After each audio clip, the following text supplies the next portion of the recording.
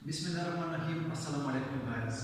हम लोगों ने ओम्स लॉ में पढ़ा था कि वोल्टेज बढ़ाने से करंट बढ़ता है, यानी voltage is directly proportional to electric current when the temperature and electric resistance are remain same.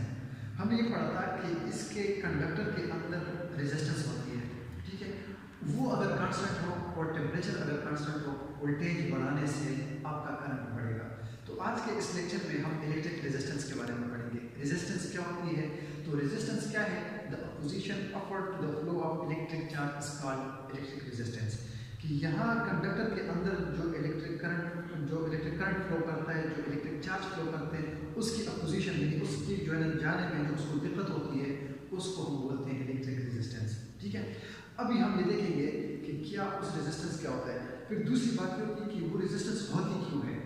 आपको पता है कि जब कंडक्टर के अंदर करंट फ्लो करता है, वो इलेक्ट्रॉन्स आपस में कोलाइड करते हैं और वो ये जो एलिमेंट बना हुआ है, ये जो कंडक्टर है, इसके अंदर जो इसके एलिमेंट्स हैं, जो इसके एटम्स हैं, उनके साथ कोलाइड करता है।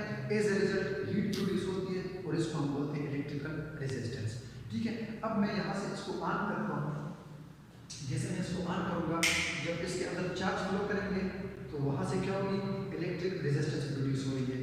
इसकी वजह से यहाँ पर ये आपको सारा लाल नजर आ रहा है कि इसके अंदर जो इलेक्ट्रिक चार्ज फ्लो कर रहे हैं, जो करंट फ्लो कर रहे हैं, जो इलेक्ट्रॉन्स फ्लो कर रहे हैं, वो एक दूसरे के साथ कोलाइड हो रहे हैं और इसके जो एटम्स हैं उनके साथ कोलाइड हो रहे हैं। एज ए रिजल्ट यहाँ पे हीट प्रोड्यूस हो रही है और ये इतनी अच्छी खासी हीट है कि इसकी वजह से हम आग भी लगा सकते हैं, ठीक है।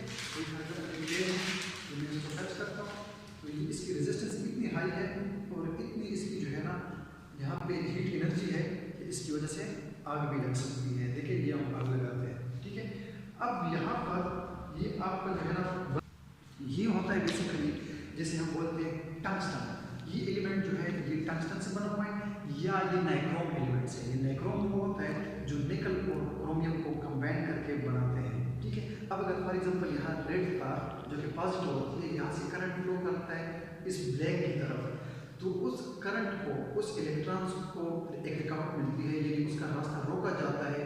आपस में एक दूसरे के साथ कोलाइड करते हैं और इसके एटम्स के साथ भी कोलाइड करता है।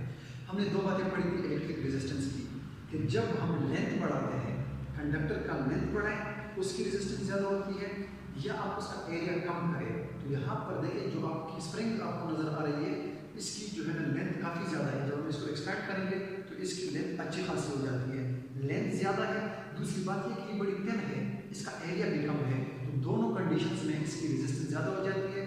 जब रेजिस्टेंस ज़्यादा हो जाती है तो हमें अच्छी खासी हीट मिलती है। और इससे अभी मैंने आग लगाई है, फिर भी देखते हैं इससे जो है ना आपको आग भी लग सकती है। हम इसको यूज़ करके आप लोग इसके वाटर जो है ना पानी वगैरह गर्म करते हैं या घर में कुकिंग वगैरह करते हैं, तो ये सारा इससे हो जाता है, ठीक है। अब देखिए इतनी अच्छी यहाँ से आपको हीट एनर्जी मिल रही है कि इससे आप लोग आग भी लगा सकते हैं, ठीक है।